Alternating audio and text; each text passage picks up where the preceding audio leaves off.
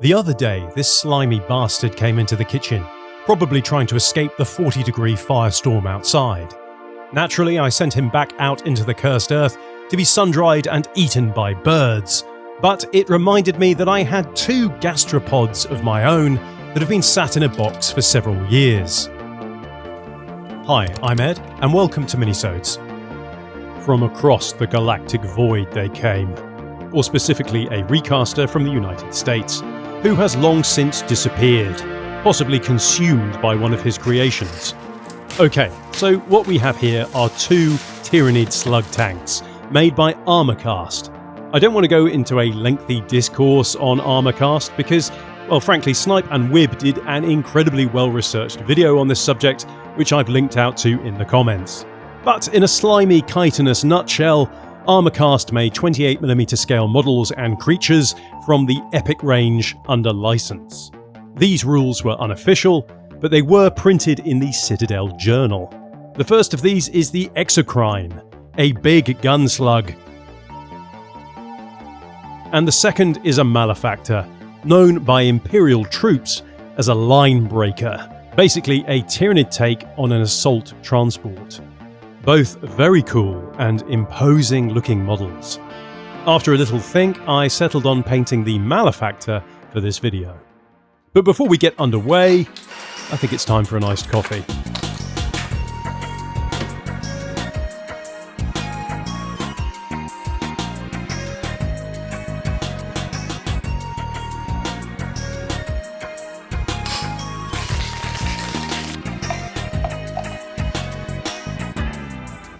Now, this hunko resin is quite greasy from all of the releasing agent used in the casting process, something which paint will not adhere to, so I bathed and scrubbed all of this off in soapy water, drying it off thoroughly with kitchen towel.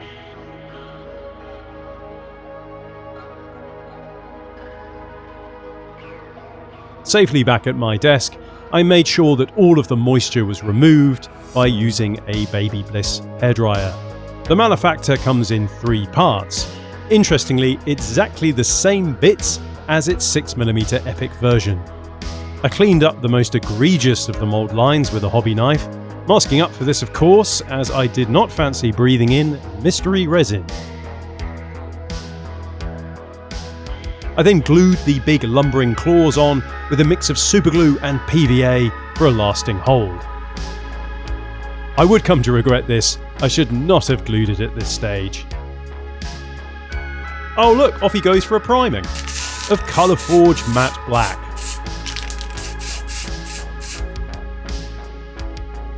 And now he's back, ready for painting.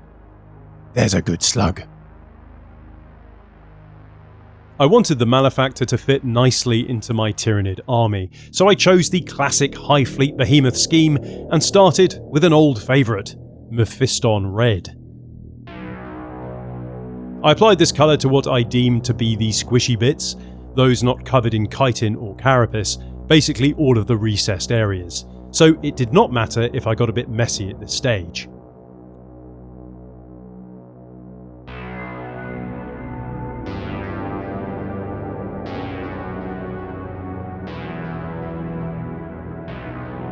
The next colour was Xandri Dust, a fitting base colour for its massive hermit crab claws.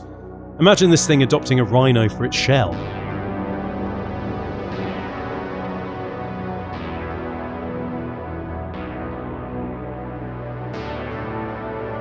I applied 2 coats for an even finish. At this point, I pulled off the claws to save myself from mounting frustration, and this made life a lot easier. With the red and bone based, I moved on to the thing's shell, mixing up Temple Guard blue and a black for what I'm going to call deep aquatic grey. With the Malefactor now base coated, I noticed that some paint had been coming away during handling, perhaps where releasing agent had stuck around, I don't know. So to stop this, I painted over the whole thing with matte varnish. That would make it more durable and hopefully prevent any future chipping. Right, now to give this thing some organic, earthy tones, by applying Agrax Earthshade to the Xandri dusted areas. I applied the wash heavily to the parts where the armour overlapped, and also to the fleshy red areas, like his snoot, slug skirts, and donor meat flaps. When the wash was dry, I dry brushed the bone Ushtabi bone, focusing on the edges, keeping away from the recessed bits to create a nice gradient. Next, I dry brushed my aquatic grey recipe onto the carapace, but went heavy on the temple guard blue and pulled the brush so as to catch the edges and the mottled surface. Then finished with a light dry brush of temple guard blue.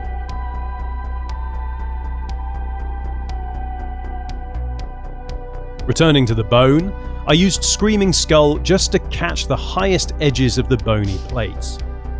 I really liked where this was heading, and just a few more details at this point would really pull it all together. I painted what I would later come to learn were the frag spines, the Heyo black,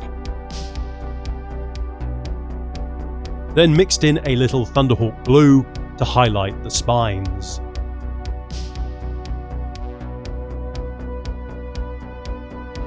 The Malefactor has these weird eyes and spore cysts, which I prepared with a layer of cold white. Snail eyes are called omatophores, apparently, and can regenerate if injured.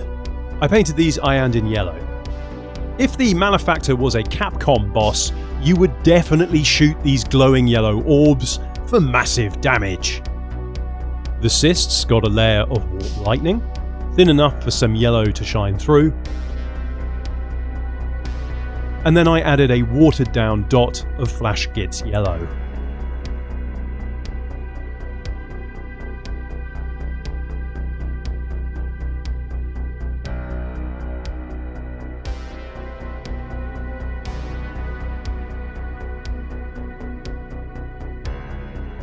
Looking good, but how do you weather a slug tank, I wonder? With Nurgle's rot, of course! I added this wherever the organic areas were most prominent, and had the stuff leaking between the armoured plates to give it a toxic biohorror vibe. I'm really pleased with this. I was worried it was looking a little toy-like at first and would jar with the rest of my Tyranids, but I think this glossy effect makes it rather convincing. I just need to prise the thing off my Black Mage modelling handle. Oh, there we go, no dramas. There, my Malefactor Slug Assault Transport, ready to slip and slide into action with the rest of my Tyranids. For scale, it's easily as big as any of my other 2nd edition tanks, even when put alongside the Land Raider.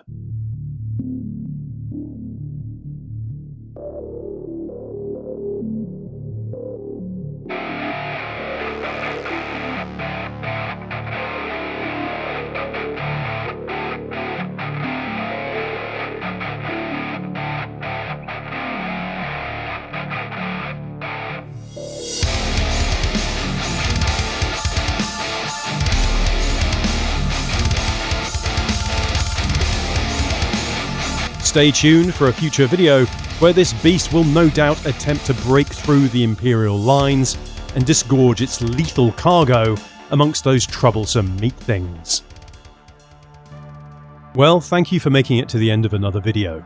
Before you go, a quick 1-year Patreon update. Today marks exactly 12 months since I started doing this part-time, and honestly, it is entirely my patrons, not YouTube ad revenue, that allow me to dedicate a couple of days a week to minisodes.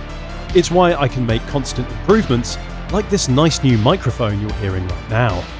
In fact, the Patreon has grown by 190% over the last year. It's slightly surreal, but if we were to do that again, it means potentially going full-time for me. That means making even more videos about this peculiarly special era of Warhammer, and who knows, maybe some other hobby content too. If that sounds like something you'd like to back, the link to support the channel is down in the description. A very warm welcome to our newest minisode subscribers, Vermin, Hutch, Ethan Jones, and Jacob Ethan Swan. A massive shout out to the super special producer tier patrons, Blurb and Corner Wizard. I'll be collaborating with each of them soon to create a video on a subject of their choosing. And finally, thank you for the mighty support from the Minisodes Honor Company. Thanks for watching, and happy hobbying.